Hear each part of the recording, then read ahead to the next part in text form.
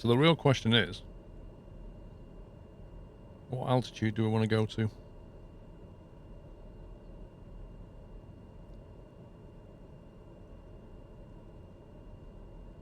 It's 150 miles. Let's aim for 18,000, but I don't know if we'll get there. Although this thing climbs fairly quickly, but it is going to be fully loaded. Now let's try 16. We're not flying 150 miles at 2,500 feet, Bug. We're not doing that.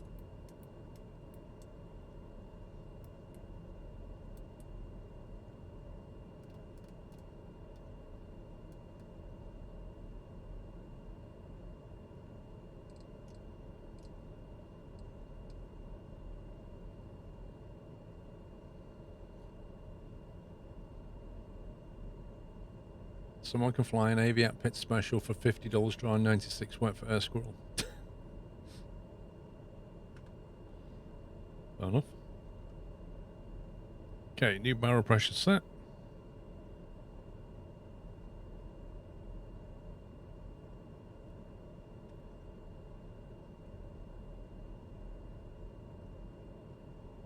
Start the flight.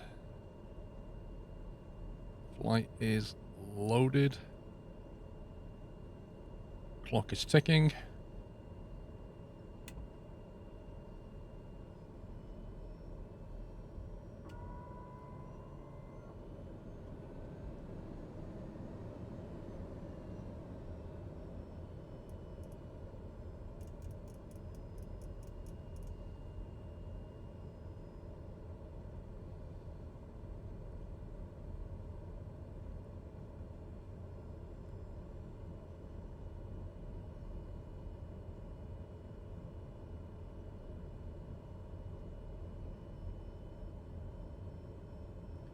So we need to cross over the runway here.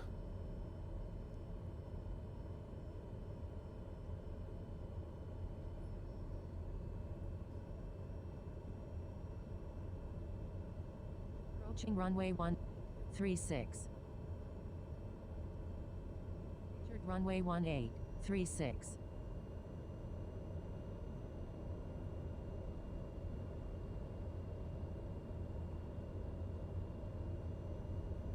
Right, let's taxi down.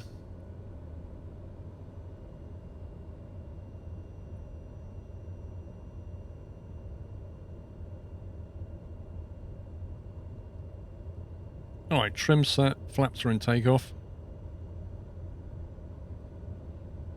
We've got enough fuel on board. Passengers should be on board. Pressure set. It's all been set up. That should in theory be on at this point.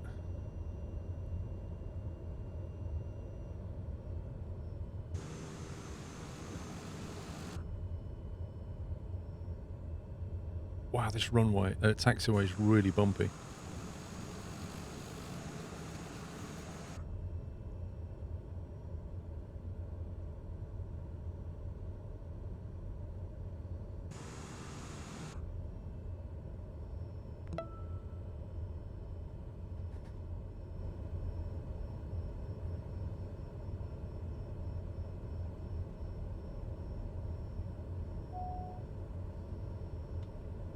Rescue Dogs, thanks for all you do for the sim community. Well, thank you for the 3 months, Rescue Dogs. Wait, we've had Rescue Dog and Stone Dogs. What's going on?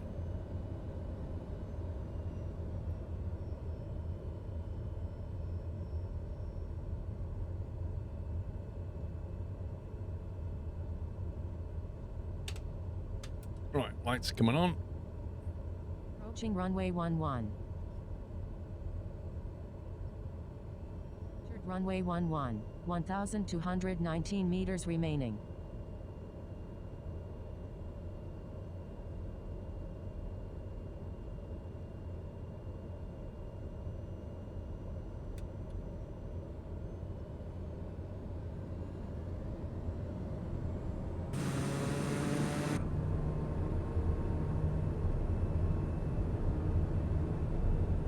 Power set.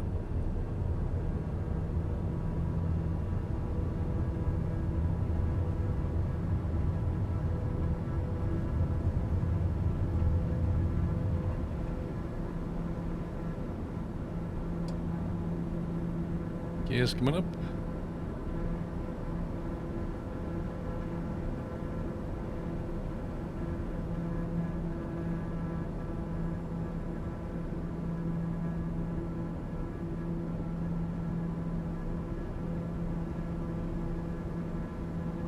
Flaps are coming up.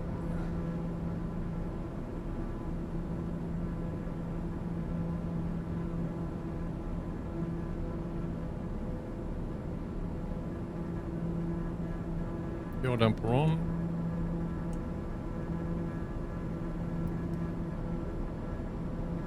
Inertial step off. Autopilot on. Seems to be holding nicely. We need an attack dog. Let's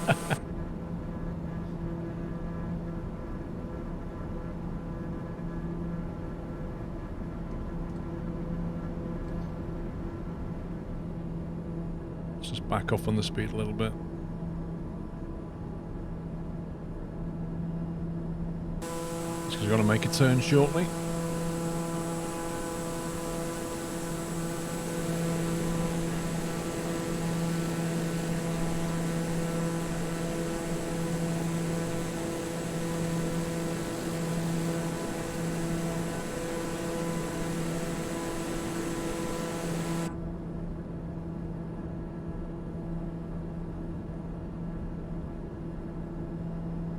I see they still haven't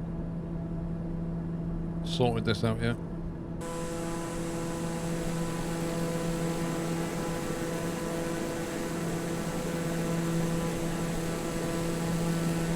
That's a pretty cool view. Yeah, using 4-flight.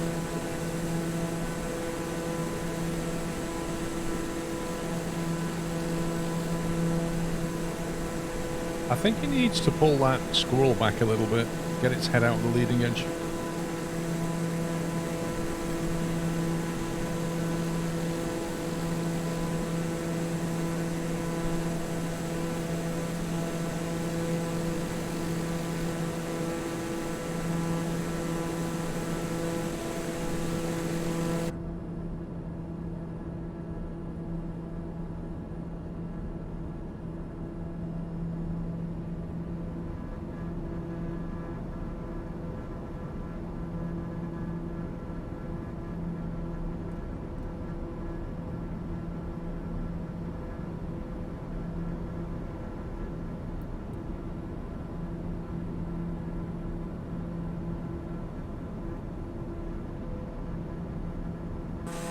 Let's just climb. Is it best to use ILS when landing at an airport? It's your choice, Tony. Your choice, mate.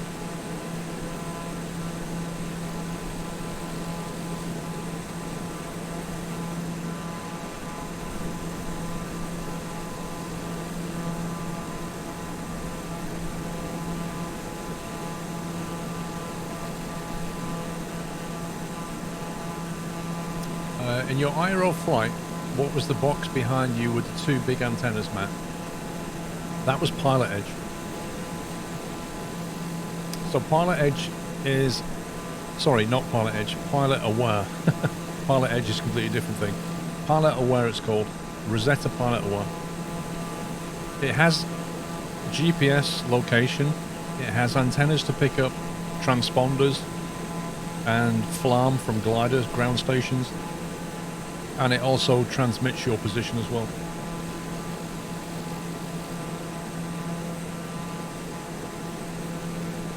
So my Sky Demon on my iPad hooks into Pilot Aware Rosetta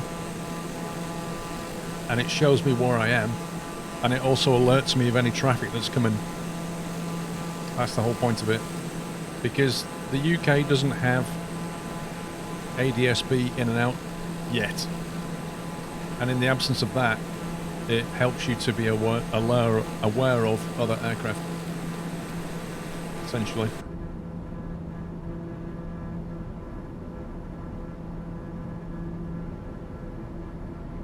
So I used to use a little Bluetooth device that give me GPS positioning. So the thing is about an iPad is even if you've got a SIM card in it, the GPS positioning on it is not terribly accurate. Like, they're accurate to about 10 meters. Whereas on a proper GPS tracking device that you can buy, they're accurate to a meter.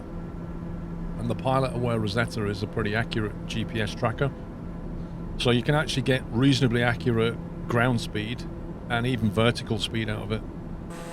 It's not approved, if you like. It's not certified for aviation, but most pilots use them anyway because they're very, very useful.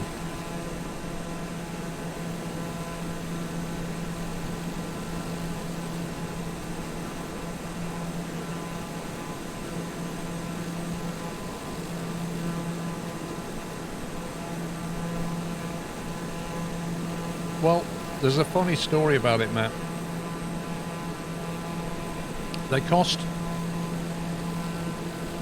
about 300 quid, 350 quid.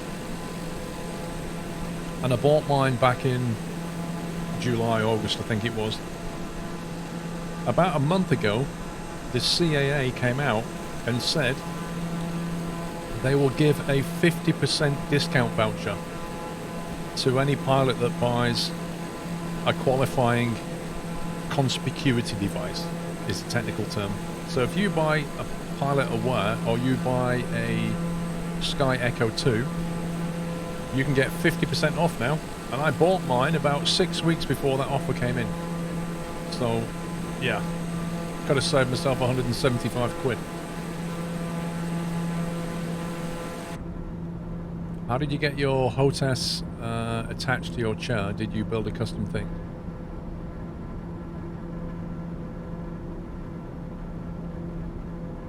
Are you talking about, just to be clear, are you talking about the yoke, or are you talking about my Warthog throttle and stick, the hostess? You mean this, presumably?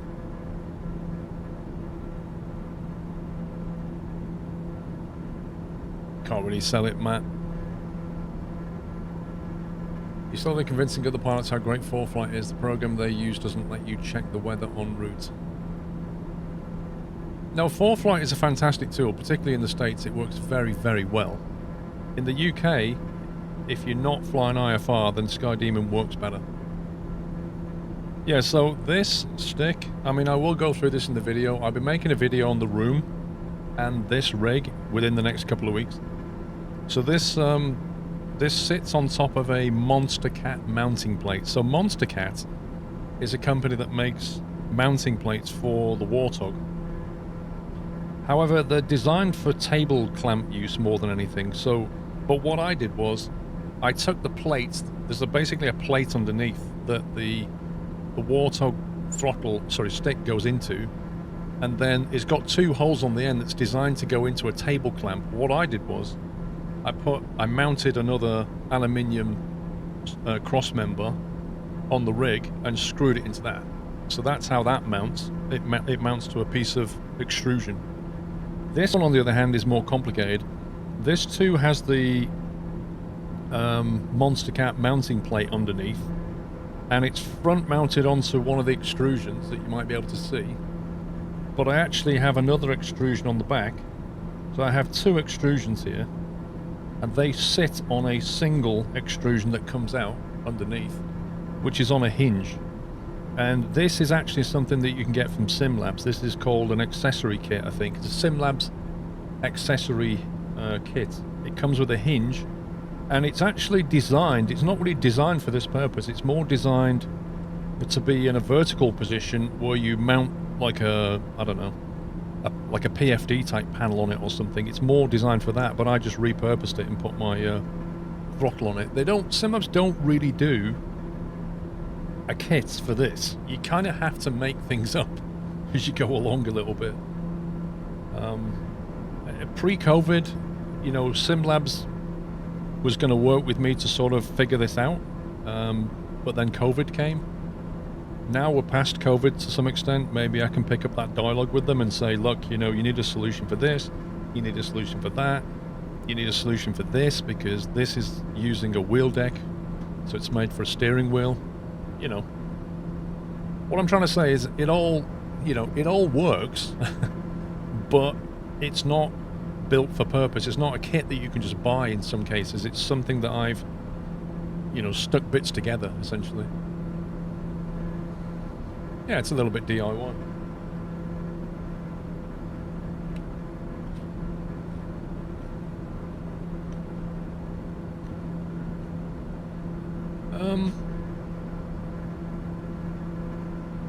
I'm not sure about that, Hideous. I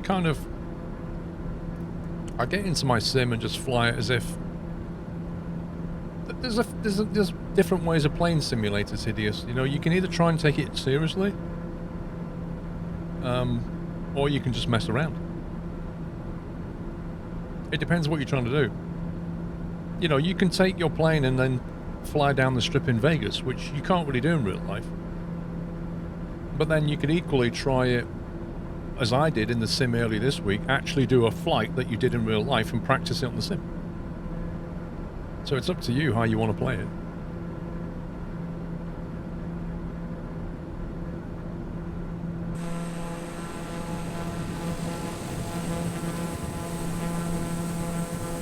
I tend to try and take a balanced view, I guess.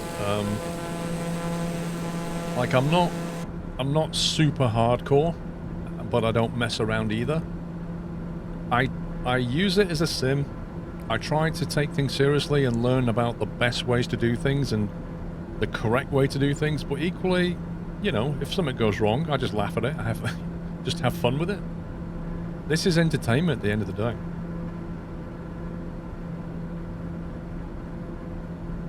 You know, we're not on an FAA approved sim trying to get our license here. We're just learning and messing about.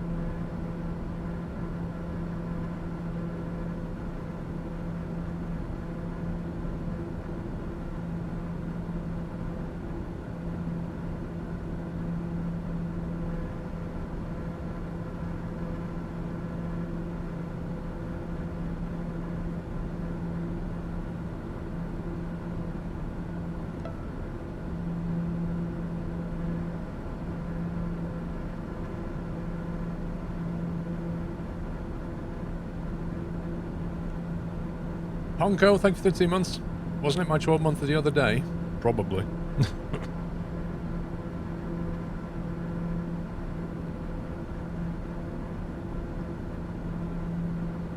Halloween, is that a good omen? I don't know.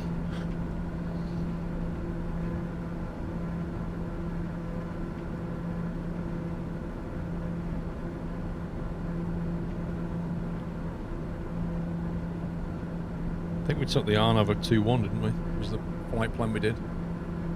Did Honor not cut the mustard? Dude, why is it? If I fly Honor, right, people say to me, oh, are you done with FS Economy? Is Honor better now? And if I fly FS Economy, like, oh, did Honor just not cut the mustard then? No, I enjoy both of them. I thought we'd go back to FS Economy because I've not flown it for a while, and our Squirrel needs topping up.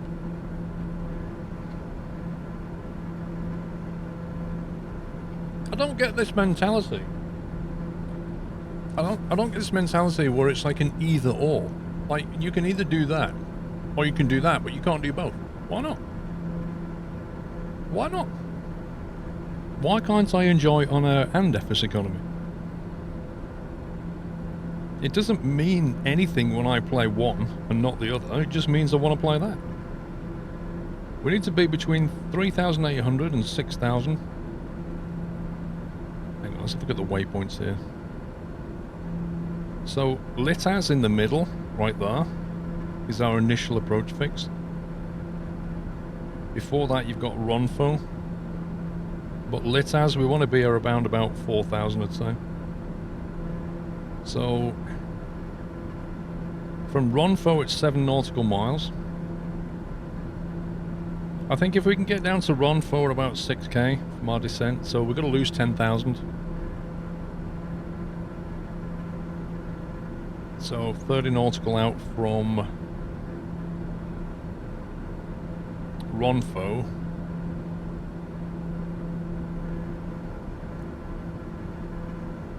It's where we want to be descending.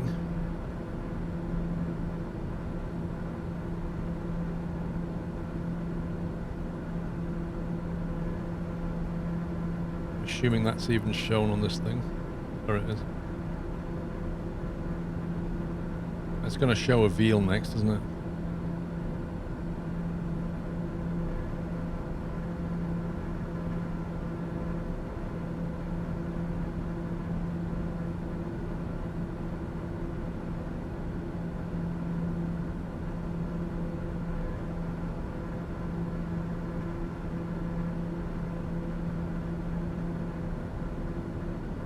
Yeah, so, yeah, somewhere between a veal and Ronfo.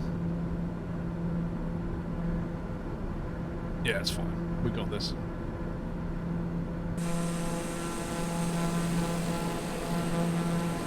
People like to invent something to be outraged about. I don't think he was trying to be outraged about it, to be fair. I think it's just people's perception is that if you play something and then you go back and play something else, obviously that means that this was no good.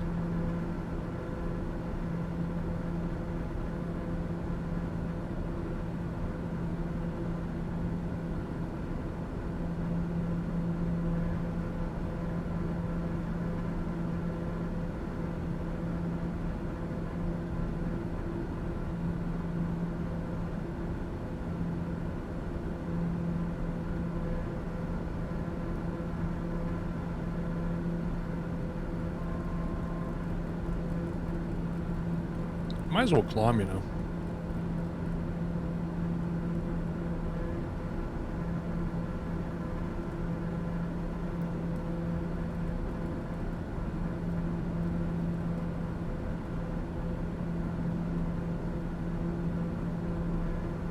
What's for lunch today? Corned beef and pickle with some salt and vinegar crisps.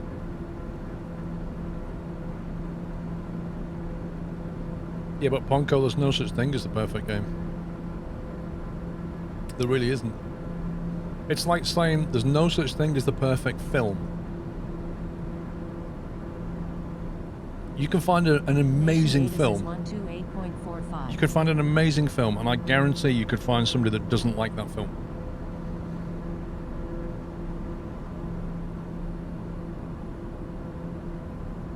People like different things.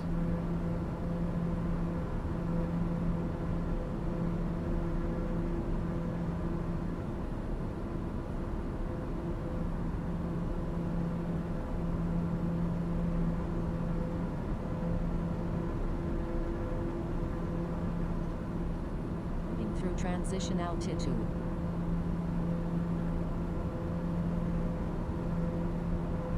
Standard pressure.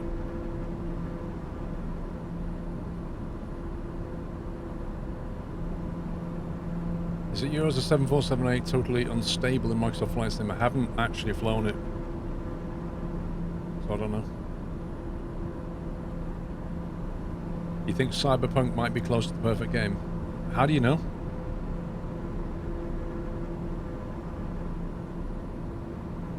I mean, yeah, I presume you haven't played it, so all you've got to go off is clips that you've seen in the video. And let's face it, oh, you have a feeling. And let's face it, every time you see a clip from a game publisher or developer, they'll always picture it in its best light.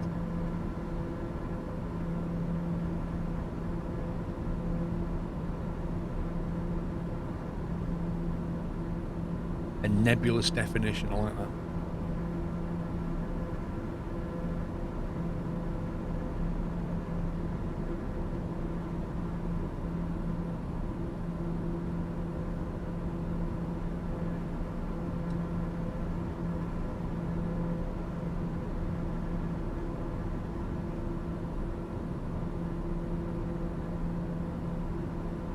You haven't really watched many clips. I spend a lot of time. The setting is awesome and it's CD Projekt Red. I have no doubt that it'll be a good game. But then Red Dead Redemption 2 was also a great game. And when it launched on PC, it was an absolute mess. Which is the other thing that you have to consider. Like, the console version might work really well, but on launch day the PC version doesn't. Hopefully that will not be the case, but it could happen.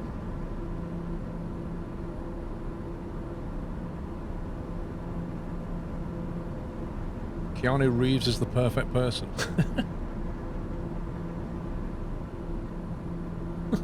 You just watch him in Bill and Ted. Totally bodacious, dude.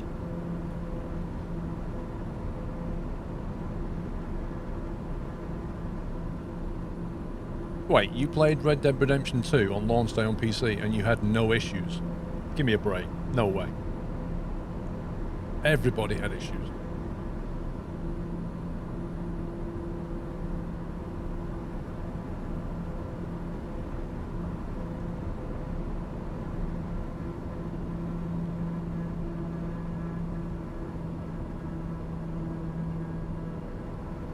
Let's get it back into cruise.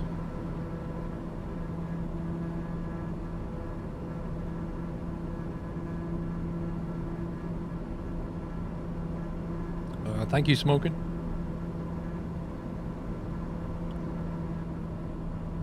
Keanu Reeves is more wooden than Roger Moore, and he's made of oak. Oof. Shots fired.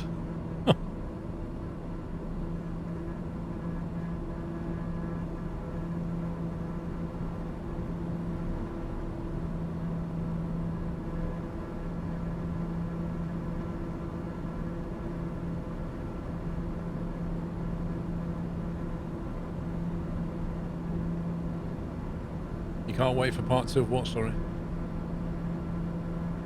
What you could remember though is no one could ever play the game. Yep. The installer was crashing, everybody's game was crashing. You know, my game would run and then it would like stutter, then crash. If I went down to the main city, it would instantly crash. It was a hot mess for like 2 weeks.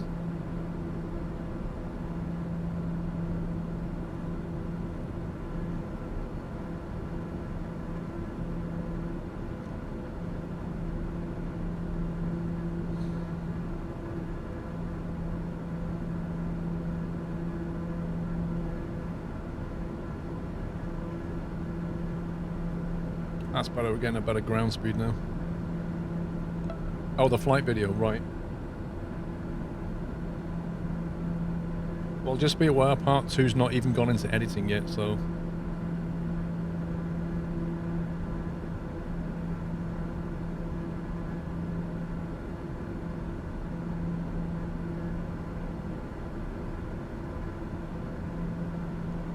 I kind of feel, Blitzkrieg, that Cyberpunk is basically a futuristic GTA made from somebody else that isn't Rockstar. Like the freedom to do what you want along with missions. Mr. Beatnik, thank you for 39.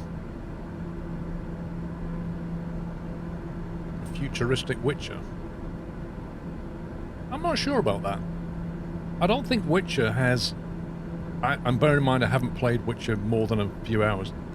I don't think Witcher has the same freedom, does it? Or does it? Now I don't know. I'm assuming Cyberpunk's going to be the standard kind of main missions and then lots of optional missions, a bit like GTA.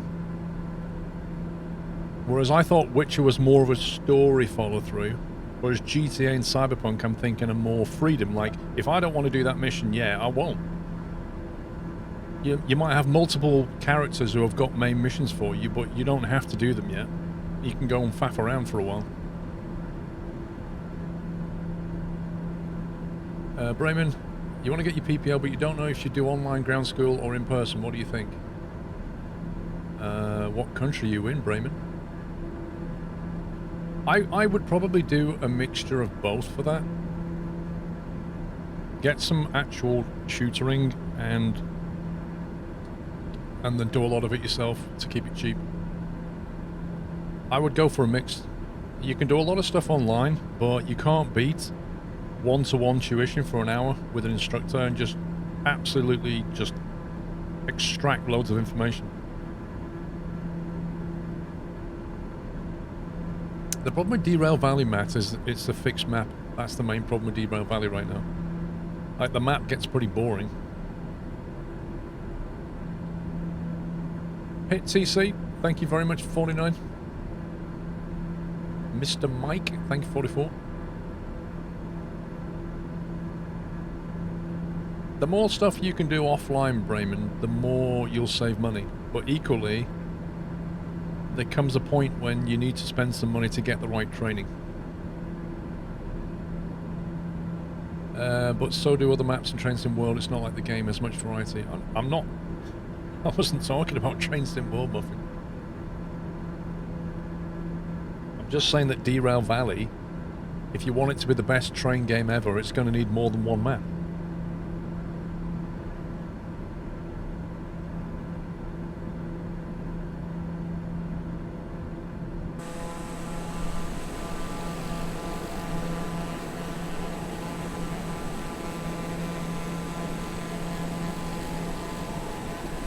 I don't know, Muffins, probably.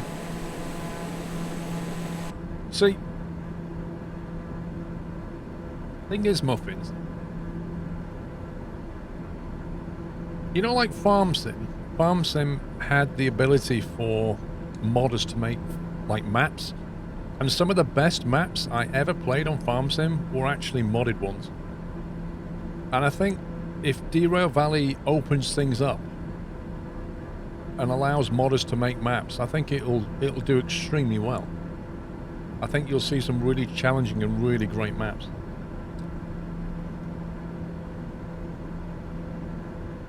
Yeah, Bigfoot. I mean, how long will it take them to do it? I don't know, but when they do it, it'll be amazing.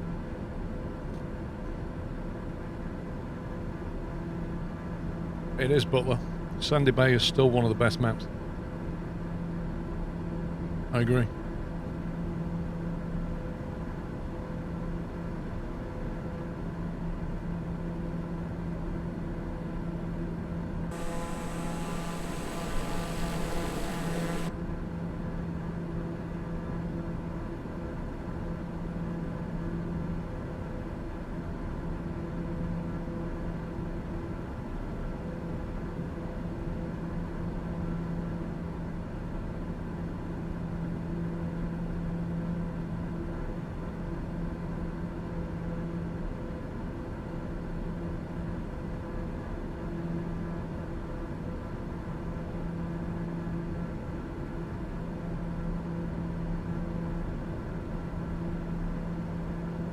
I think as soon as we get to a Veal, we'll have to start descending.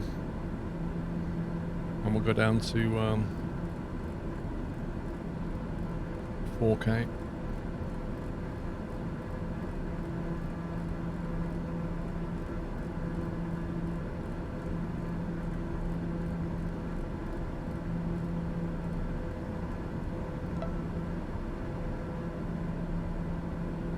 Punkathet, thank you for 16.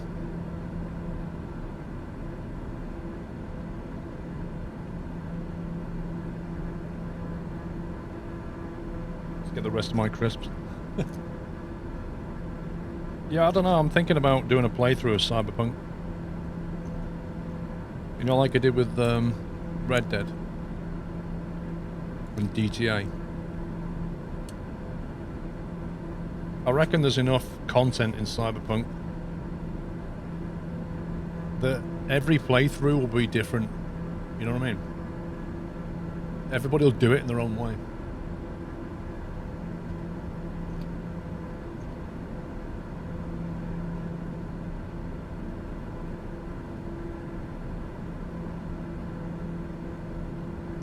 Have they actually said yet how many playable hours there are in Cyberpunk? Like if you did the main story.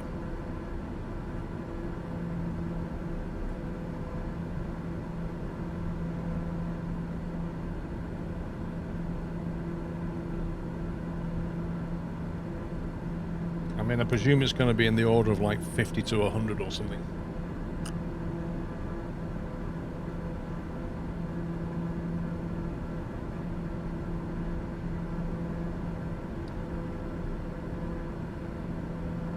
Similar to Witcher. How much was Witcher?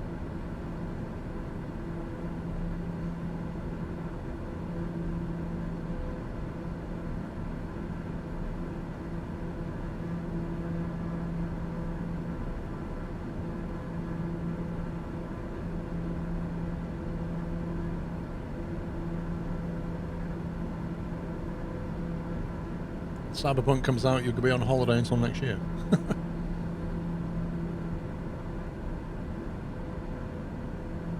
Well, I mean, Witcher has an awful lot of DLC for it, doesn't it? I presume Cyberpunk could go down the same road. Witcher 3 took you 130 hours. Oof, that's a lot.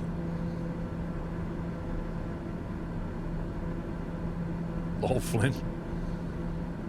You're just suddenly going to get a temperature when Cyberpunk comes out. I've got a cough and a temperature. 2 weeks at home? Oh no.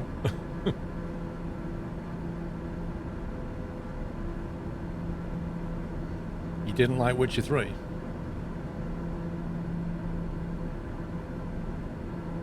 I never played it all the way through.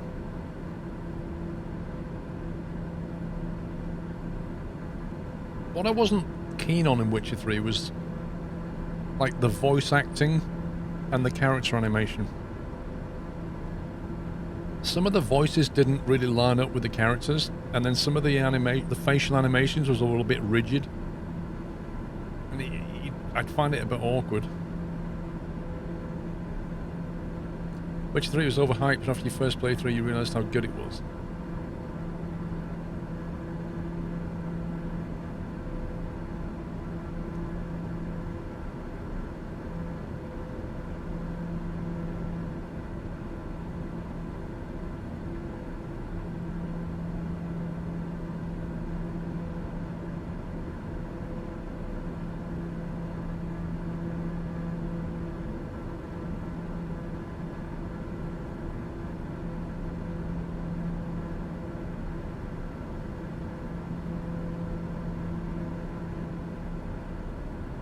Are there any planes that you would like to see come into Microsoft Flight Sim?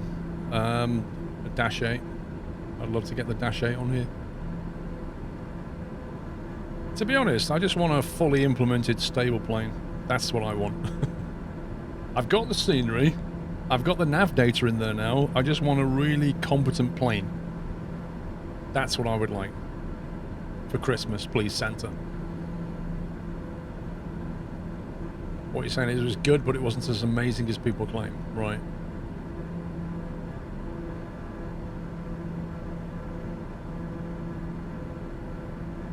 A way to improve Witcher 3 would have been not to have the notice boards in town. It was more fun to play without them and stumble on the point of interest. Maybe they could have made that an option, like, because some people, like you say, they want that hand holding a little bit. Like, if you're the kind of person that you can play for 3 hours after work and then maybe the 3 hours again tomorrow, or you can't because you're kids and you're kind of picking it up and pulling it down. You can't keep track of the story and characters. You need to be spoon-fed plot a little bit, and you need the signs in the towns, otherwise you're going to miss stuff. But equally, you've got people who just want to immerse themselves in it. They want to discover everything. They don't want the game to feed them plot lines and character stuff. You kind of need both, you know?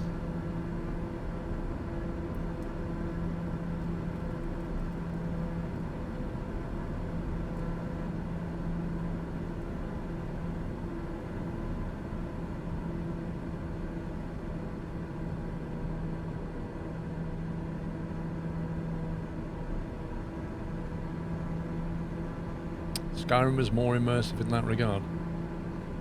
It does, you know, even now I find myself thinking, when is Bethesda going to make the follow-up to Skyrim? Like, when is that going to be a thing?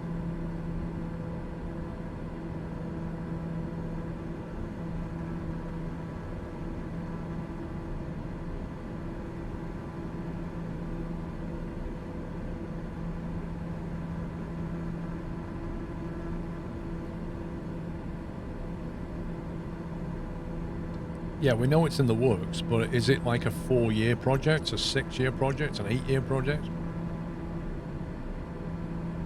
Like, at the moment, we don't even know what year it's going to come out.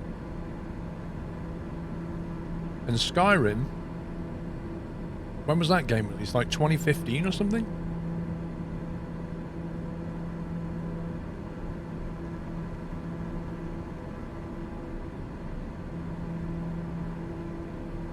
$2011, was it really? Oh my.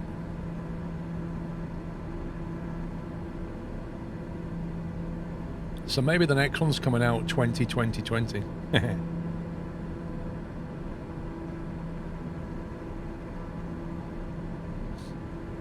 22/11/22. How about that?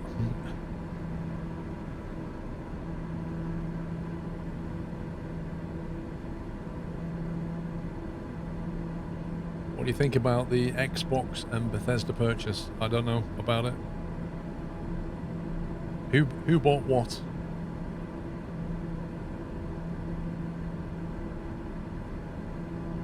(11/11/22). That's a long. I mean, even if they release the game next year, that's still 10 years since Skyrim. I can't begin to imagine what kind of a game would take that long.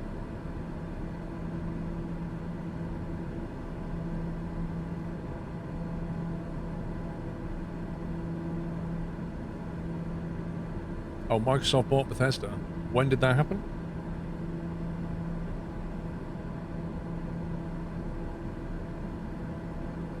Why did Bethesda allow that to happen?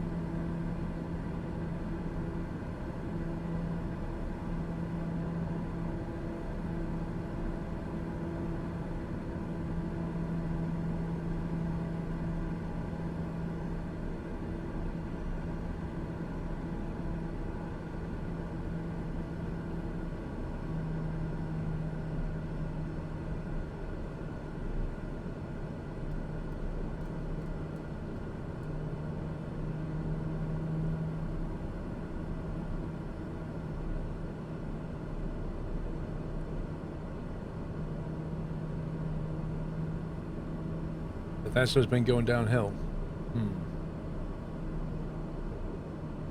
One of the main owners of Bethesda died a few weeks ago before Microsoft bought it. Was that a coincidence?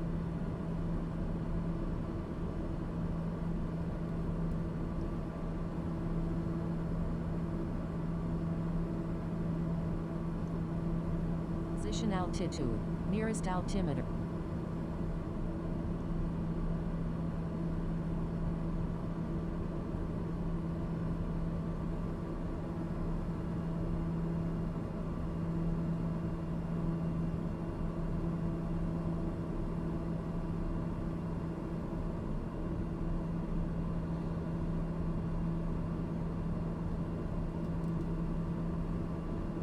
Have to do some serious dropping.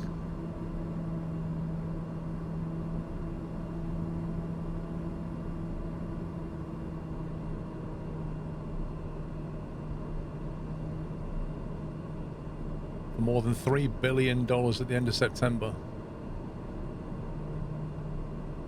$3 billion. I think it's from Microsoft. That's, you know, it's like, we noticed a small blip on the bank balance this year when we bought Bethesda. It was $7.5 billion. Valtiel.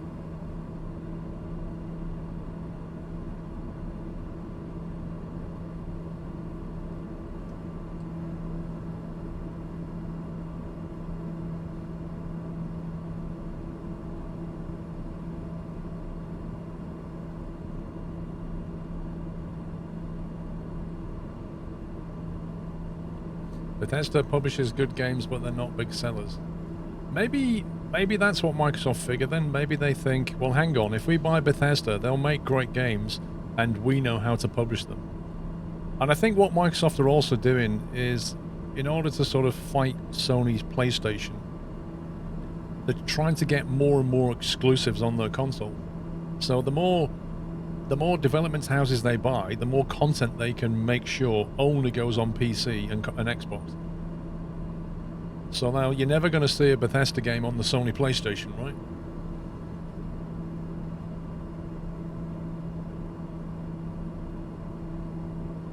Yeah, exactly, Sim Games Firm. It's exactly that. They're positioning themselves.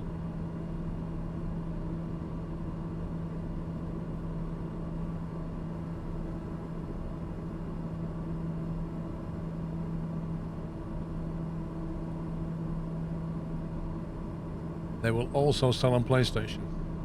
If they do, they'll make the Xbox come out beforehand. You know, like when you get Call of Duty comes out on one console 2 weeks before the other one. That kind of deal.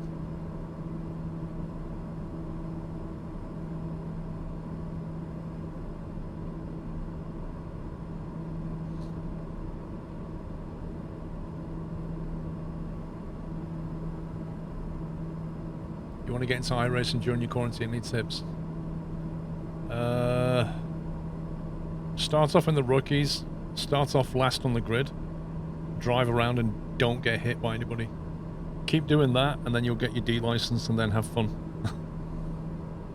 When you're in the rookies, it's not about racing, it's about finishing without any contact.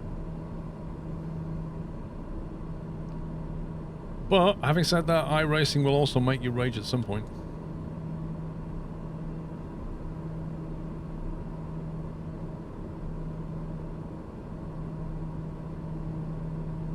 So no bumper cars, no.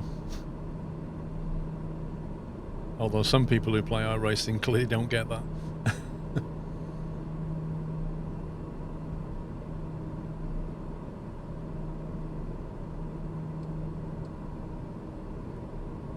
Yeah, we're way too quick and way too high on profile right now.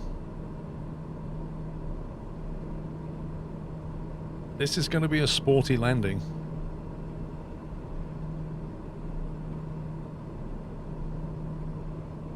I like how it turns the corner early on this one and not on other ones. On other ones it flies all the way there and then turns.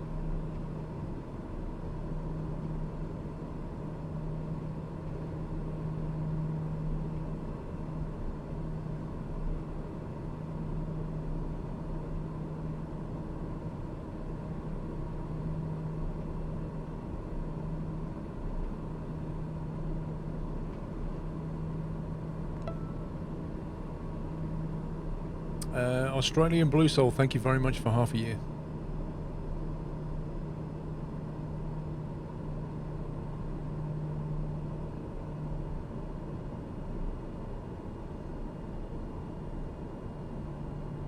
Landing gear. Not yet.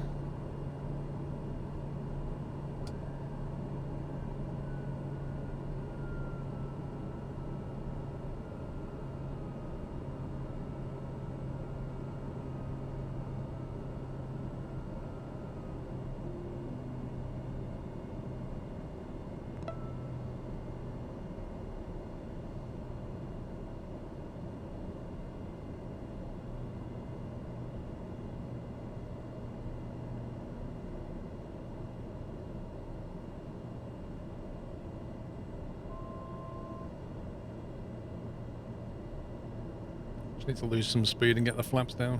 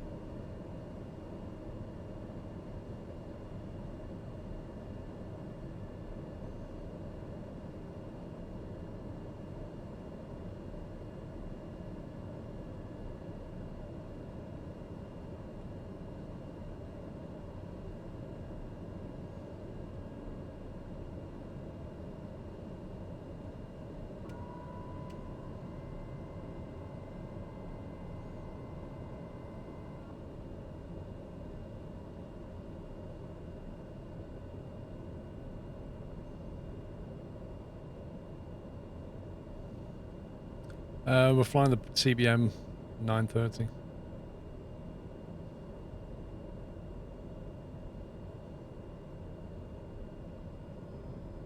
One mile final runway 21.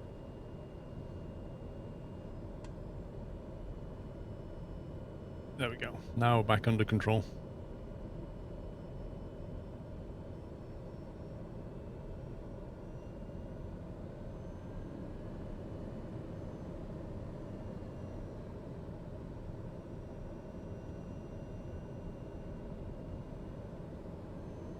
Hundred.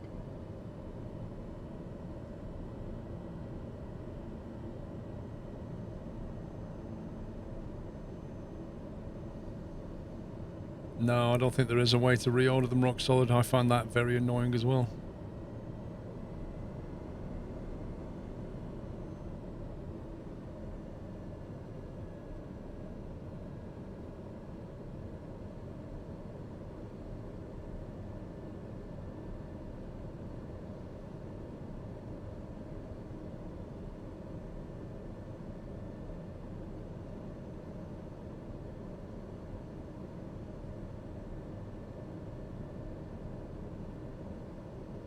How do you do it, Captain Monty?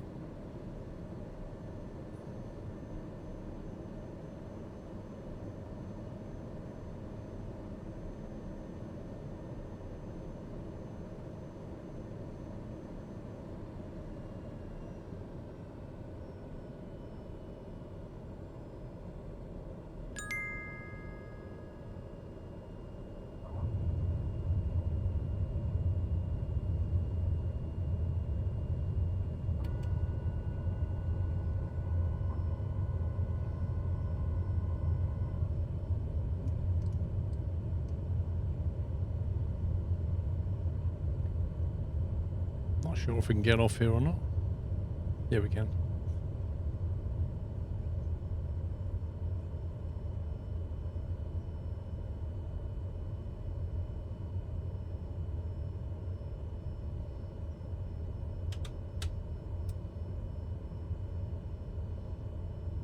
Cool beans. Captain Flint's insert, you know what soundbites. This is totally not a distraction. I knew it was going to be from you.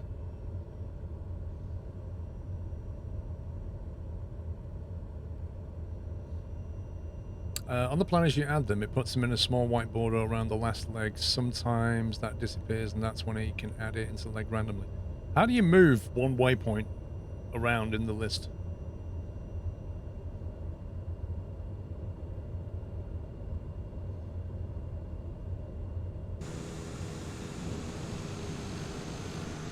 Pitching run 1836. Butler effect. I don't know how to do it yet. There's no kind of out-of-the-box solution for it that I can find.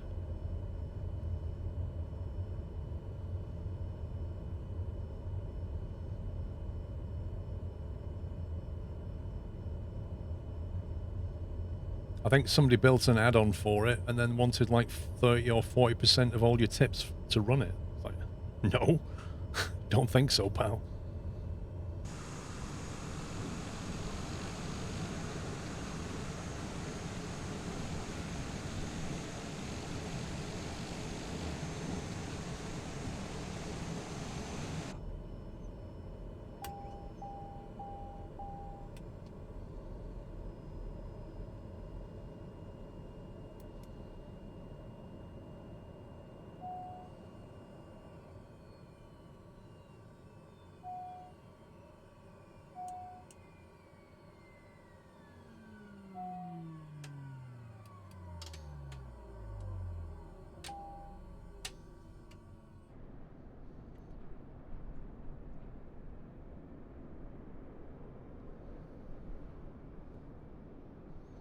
Thank you, Entrix.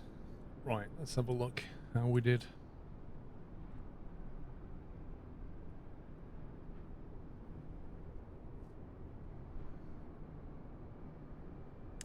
So that was me moving, doing the 2 flights. What the heck? That was me doing the 2 flights to get the passengers, and then we brought in 5 grand.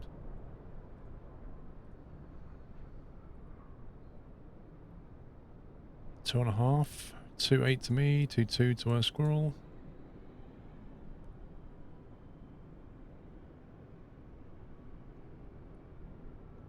Looks like all the flights are happening in caravans and TBMs, unsurprisingly.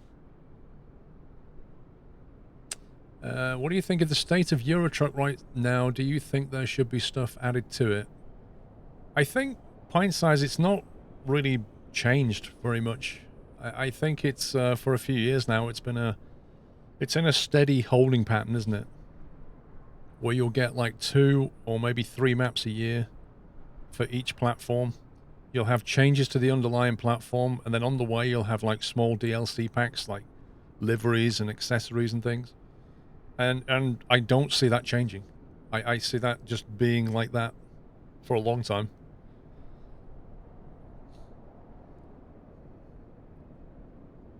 Oh, they're my flights.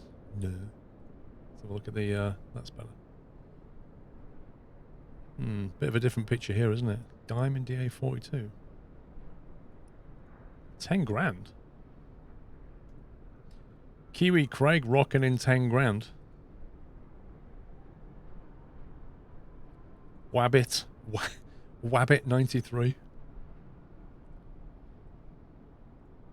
Hey, Wabbit, look at this. This is on the same day. Wabbit brought in 5 grand, 2 grand, 2 grand. Jeez, man. Putting us all to shame with this. Alex 4010.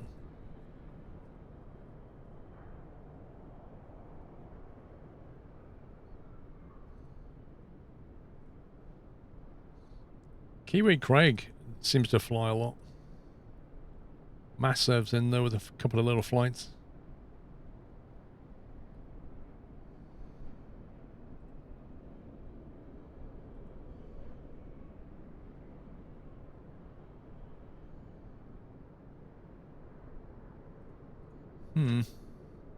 Nobody flew on the 15th of October, look.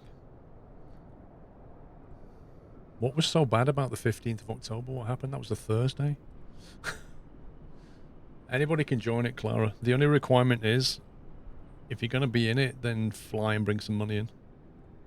As in, don't join Air Squirrel and then just do all your flights for you, because that's just pointless for everybody. You hate the anti-aliasing in ETS, you can't even play it. That's a bit harsh.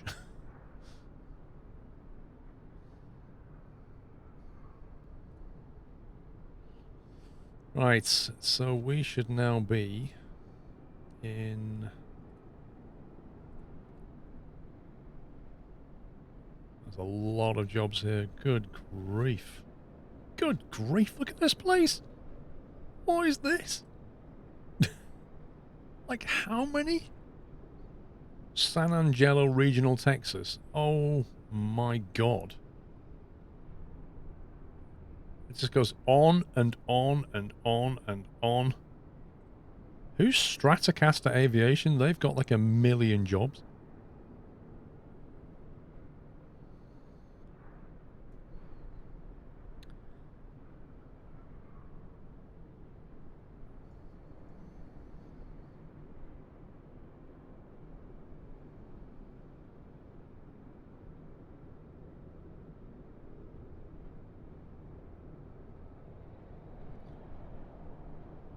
So Phoenix is 600 miles west-northwest, which is the home base. Do all of them in a 747. That is where you least the King Air is based. That is where your least King Air is based. Wait, oh, is that why you have a King Air here? Because of this? Don't blame you.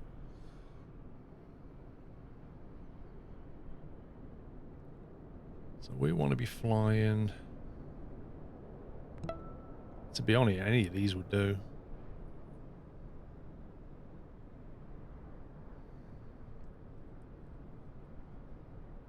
Mr. Sommy, 5 years, dude.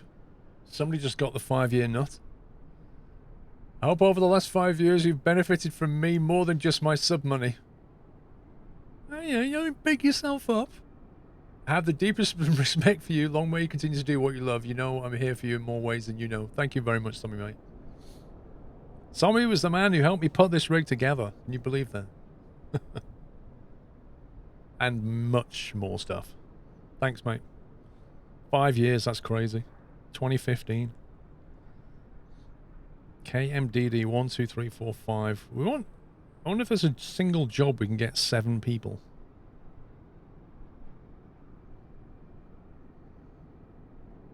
That's going northbound, that's no good. What I've noticed about FS Economy, though, is the distances that they go to are all the same. Like, they never go over... None of these are over 300 nautical. That one there, 336, is the longest I can find. Like, why does everybody just want to go on little hops? Is a Cessna 208 a good choice for FSE? No, it's a good choice. I've made money out of a Cessna 208. They're really good. I got you back with some air sickness. Do you know what, Summy? If you watch that video back and have a look at the clouds outside, and you'll see a pattern. There's lots of puffy white clouds like cotton wool buds. That is the worst weather to fly in, pretty much. That is very unsettled air. What you want is like the stratus type flat cloud. That's stable air. Fluffy clouds, high rising clouds, anything like that. Updrafts, not good. It's because it's just the way the ground is being heated. It creates pockets. And that gliders love that kind of stuff. They can get underneath the thermals and rise, but the net effect when you fly is it's a bit bumpy.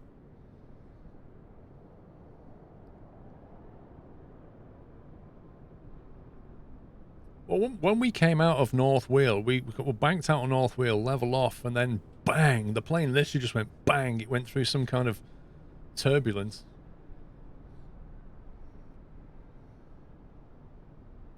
Does the game simulate that as well? Yeah, to an extent. One, two, let's see.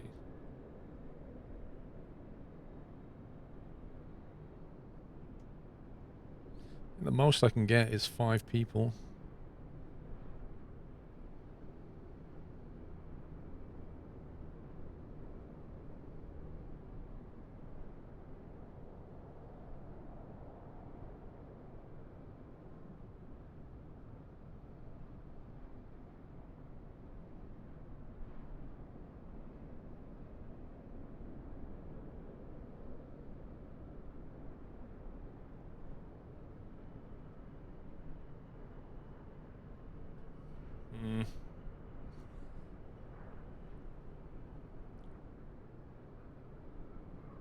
Sleeping policeman in the sky.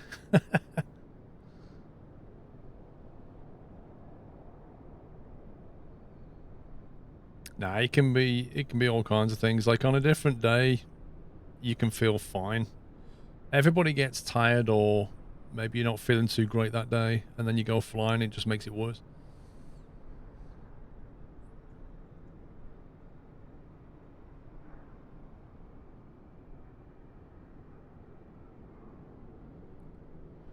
Do you ever fly with a co-pilot? Can you even do that in Flight Sim? You can't do it in Microsoft Flight Sim currently. You can do it in X-Plane, where you effectively both can control the same aircraft. It requires software that synchronizes between the two. Would you say that flying IRL is more risky than it is in Microsoft Flight Sim in terms of weather dangers?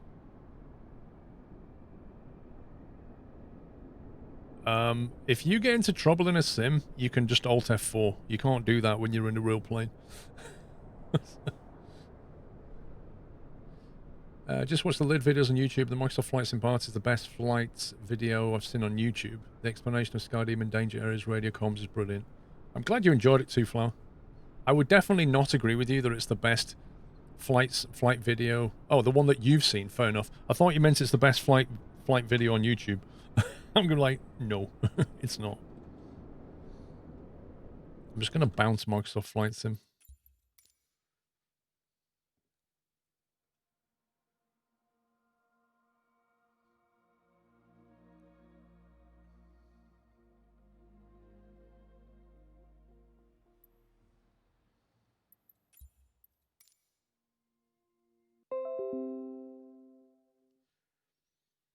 Been looking for someone to fly and all that stuff.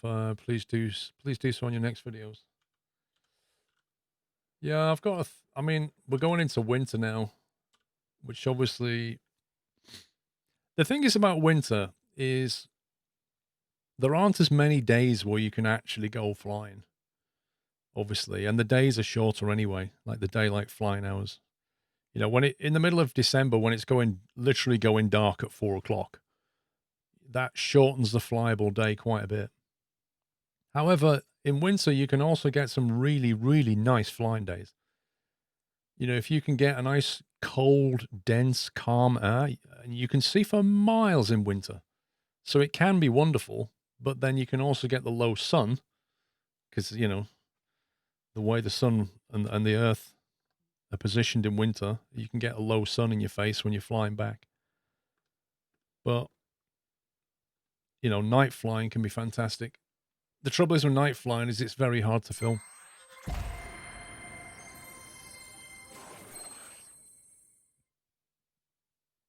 Just checked in the Stranded Deep, you can mount a lantern on your raft using the hook on the stick. Oh, right. I was going to try that. I'm definitely going to do that. I'm going to put the lantern on it. I think that'd be really useful. No, Tony, I just thought I'd restart it.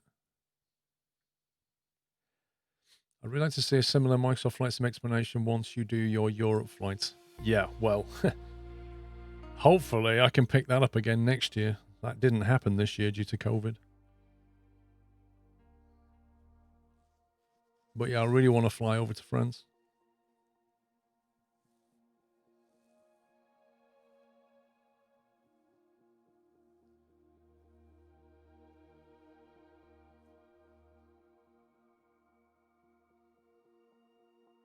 Can you call shotgun? Can't guarantee the weather, Sommy. Things can just get bumpy. And if you're on a long trip, you know.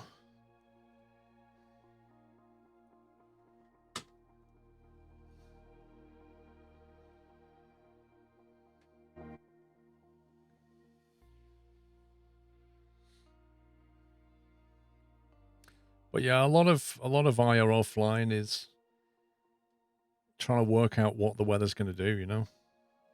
Like, you want to avoid weather.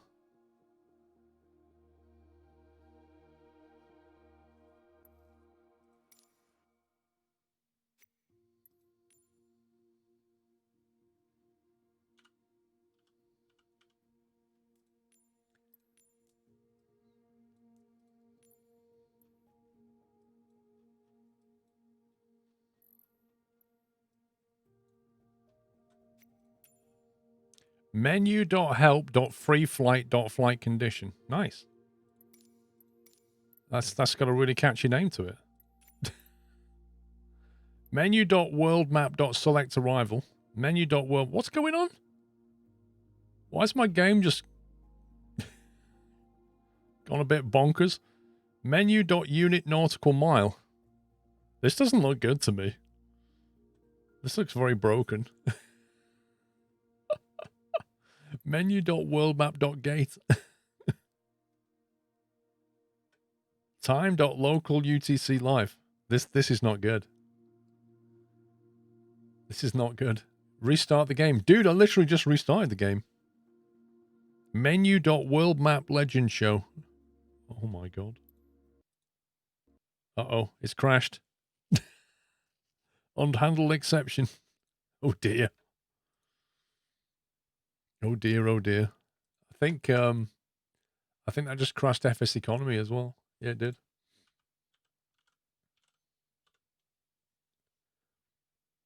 Interesting bug.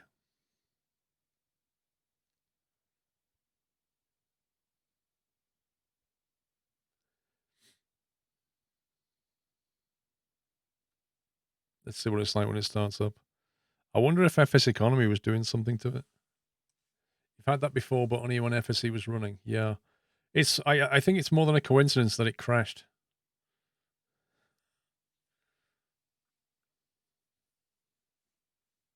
November Papa. 67 months and still COVID free. Thank you very much. I'm happy to say the same.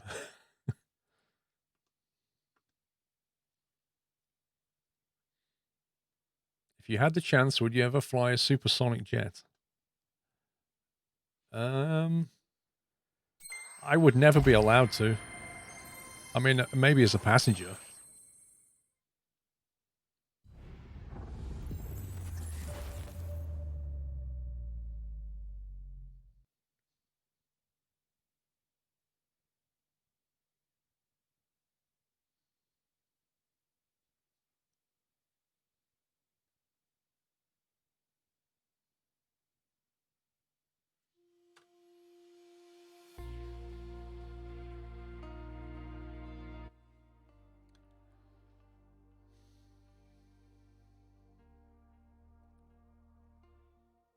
You certainly would need to pack sick bags. Well, funnily enough, after that flight with Somi, I ordered some sick bags. I have a packet of sick bags in my bag now, so that next time I'm with a passenger who goes, I'm not feeling well, I'll be like, there's a sick bag. Because genuinely that was a problem with Somi, is there was no sick bags.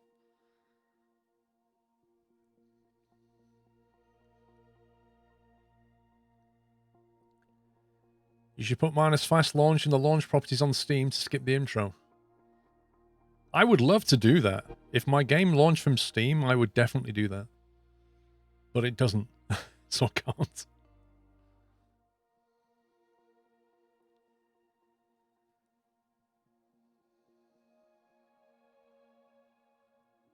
Yeah, that's very true, Gregis. Very true. Yeah, you find yourself thinking, what could he use? What container can I give him that he can be sick in?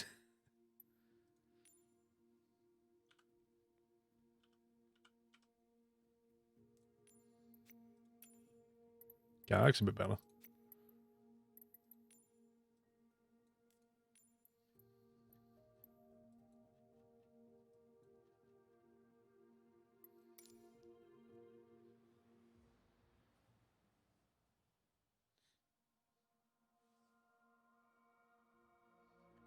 Yeah, Camp's Influence. I know it's possible, but I've never bothered to look up how you do it.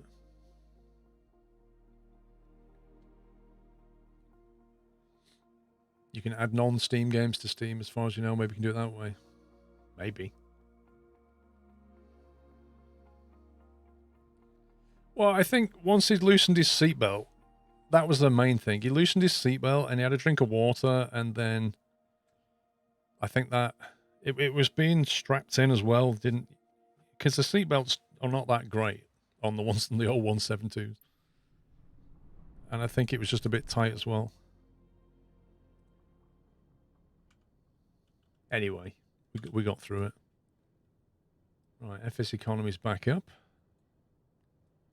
Although it's not connected. Now it's connected. Okay. It's happy. It's happy, we're happy. Let's find a job again.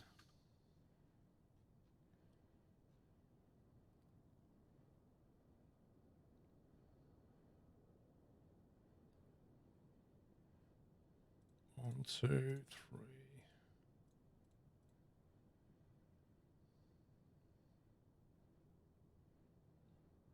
Kink? Interesting name for an airfield. So we could fire those 5 people.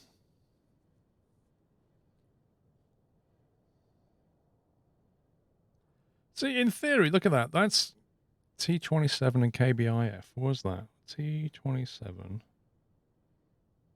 Oh, 4Flight doesn't know what T27 even is. 71 TA, 7 passengers and some cargo. Which direction it's going, though? 93 nautical. 1, 2, 3, 4, 5, 6. You see, the pain of this is if you go here, your only way out of this is to take passengers back east, and I don't want to do that. Because I want to keep going west towards Phoenix. So, like, if we go to the one that I just highlighted, chances are, because it's bigger... Oh, no, it sucks as well. I was going to say, chances are, there's more onward stuff to do, but there's not.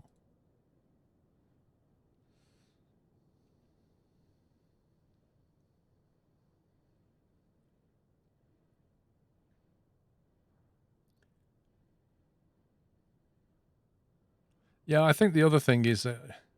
I think the other thing with Somi is he was looking at the GoPro screen quite a bit, and I don't think that helps. Like, if you're getting thrown around, looking at something like that doesn't help. So that's another thing to learn.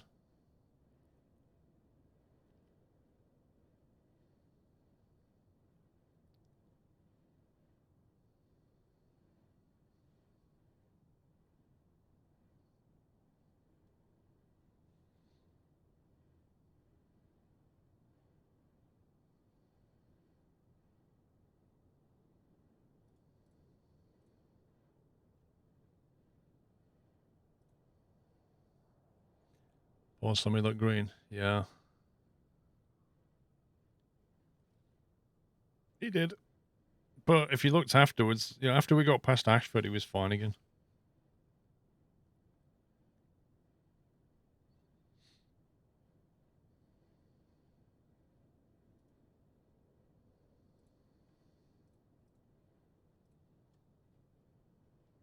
Here's the instruction of the chat history of Microsoft Store. Open Games tab on the top left menu. Select a game by clicking it. Properties, play button, add launch arguments. Okay, I'll give that a whirl. Captain Flint. It'd be nice not to have that intro screen all the time.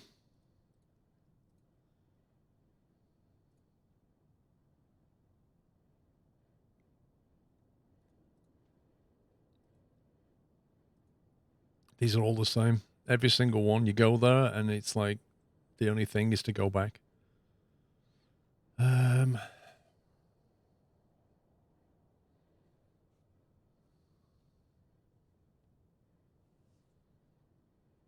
I will say this about On Air. It gives you a lot more choice than FS Economy. FS Economy is primarily driven by what other players have created. Whereas On Air is like driven by a lot more than that. No, he doesn't live in Wales, Giddy. He lives up near Norwich.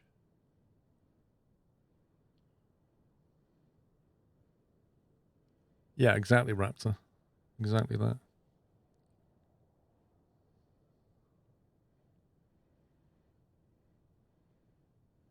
What's this? One instructor pilot, part 141 flight student. What's this?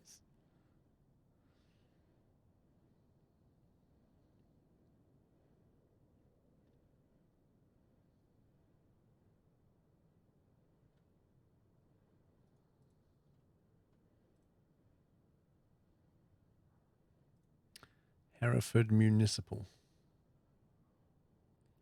You thought Sammy was Welsh? Do you hear that, Sammy? You've definitely got a Welsh accent. Definitely got a Welsh twang.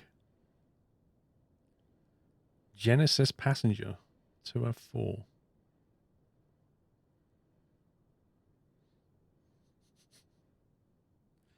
That's brilliant.